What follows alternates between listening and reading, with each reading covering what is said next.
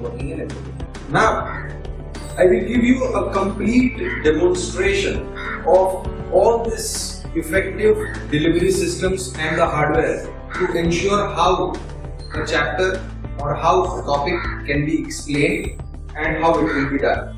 I will cover two of the chapters, or maybe I will touch two areas where science and maths, which are one of the key subjects, and we'll try to explain. We'll also try to explain how we can make utilization of the textbooks available in the digital format and the images available in the digital format using certain videos to make these things available. And this, as I am not the subject teacher, I will not go into the depth of the topic, but I will just try to give you an example as to how user friendly and how very friendly you can deliver the lectures. So, as I said, we need the topics or we need anything into the PDF format. So, let's take chapter 10, straight lines. So, I have the chapter called straight lines available here, which is a part of my delivery system. So, once I have these textbooks and at the same time I have this interactive boards over it to have a layer over another and I can discuss. So children, I can start in this line that today we are going to talk all about the chapter which is straight lines. We are going to learn these are the learning outcomes that are going to be taught. It can be theorem 1, theorem 2, theorem 3 or whatever we want to teach. This is what we want to learn. Moving ahead on the same topic, right, I can also cut down on the images and I can bring it live so that I can talk about the people behind the achievements of getting very good mathematics for us. Moving ahead, right, I can go back and I can move my slides to explain the systems. Now, to ensure this figure to be on my board, I have a simple tools to be used and I can pick up the image so that I don't need to draw and I can bring it easily on the board. To explain this, I can have my graphs and my to check whether the available information is perfect or whatever it is, and I will start writing all about the angles and I can put all the information required whatever is needed. At the same time, just because on the conventional board when you get exhausted of writing you will have to go to the next page, here this interactive board will provide an unlimited page option so that you can write continuously and you don't have to erase whatever is written. So that the continuity of the topic is also maintained. At the same time, you can go on writing this on an unlimited option. So on every topic, one can go ahead and then finally we can come back and we can do this. Now I need to go to the second figure. So from here I change the board, new page, and I move on to the next topic. Proceeding in the same things, I need the and I can bring all the same thing and explanation on the subject. Same way, if I need anything, I can pull over it. For example, subject like biology, if I need to discuss something on the biology, then if I have the image resources, I can bring out any body part which is available as the image file and we can begin to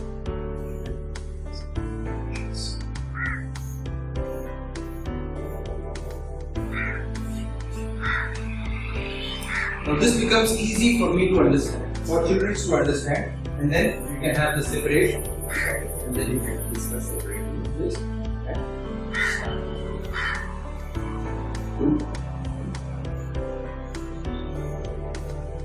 When you want to go into the depth, after you have been explaining them in your own words and in your own lines about the digestive system, you can immediately jump into the new slide, or you can take the new slide, and at the same time, if you have some delivery systems as videos, you can open the video and show them the video, which will give them more input and more information about a digestive system. So this is the video, and this video can be shown to ensure the digestive system. Now here, once I reach this place, I have an option to annotate what are the body parts. I can annotate on it, I can write, so that the children can understand in depth when we spoke in the last slide about it, and now we are talking here. Soon after that, if I want to raise it, and I come back and I just play the video, and this video will be played. Now, once the video is being played and it goes ahead, and I need to explain them in more depth about the systems, this video can be stopped at any point of time, and I can go on back to my board. I can ensure this to be on my board, and then I can explain them what is this food, and this is the air pipe, this is the food pipe, etc. Here the students will have more understanding, because you have not played the video continuously, you have stopped the video, taken a snapshot from the video, brought onto the board, and you have explained them in the detail. However, you can go back to the video and still continue the video. Again, you can stop at any given point of time. The same procedure follows, that if you need now the image of the stomach, because you want to explain more on the stomach, right? You can cut the image of the stomach and you can break it on the board, and you can explain more on the stomach. This is the liquid.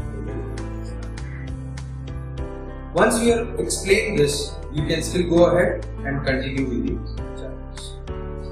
I personally believe that a 5 minutes of video with the complete explanation for more than 10-15 minutes is enough for students to understand, and children can understand more in detail, and they will make it as a part of their memory. I will give you a small piece of example for a preschool setup, so that how this interactive classroom and what the interactive classroom can do wonders to the student. It's a small piece of information that I would like to share. When you are talking to the preschool students, you can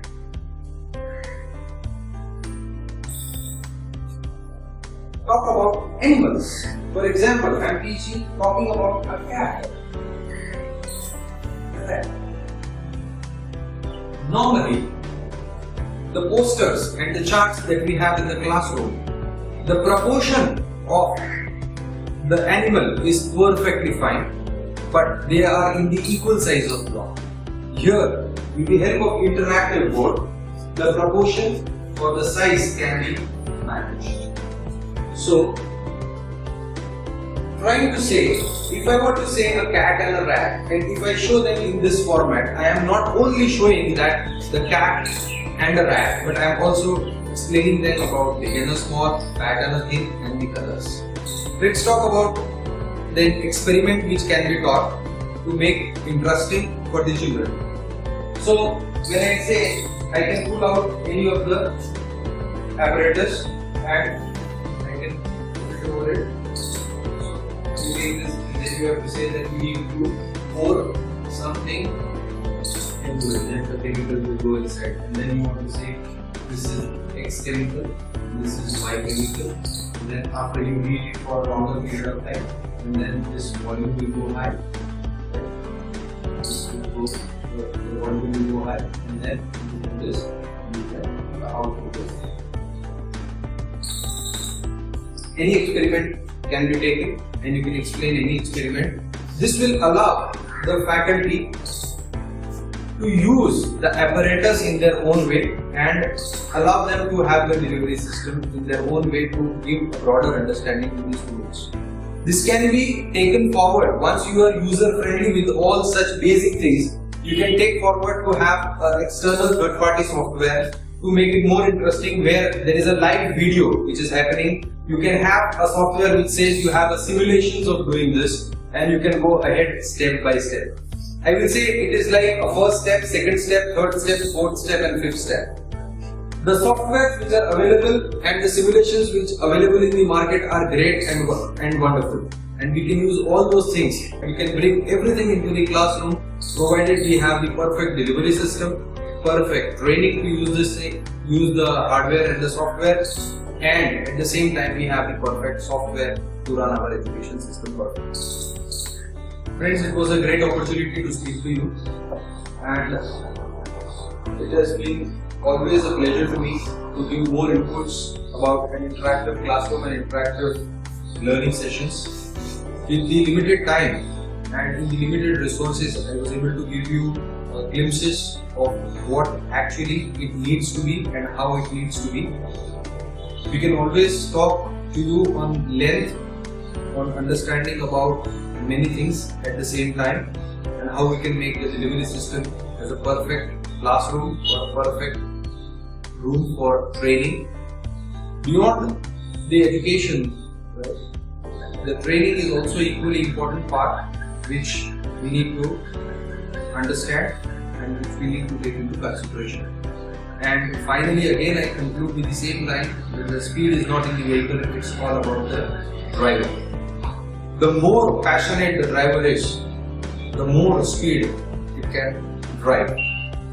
So to make this movement more stronger, please allow us to come to your school or come to your organization and give you more inputs. Thank you.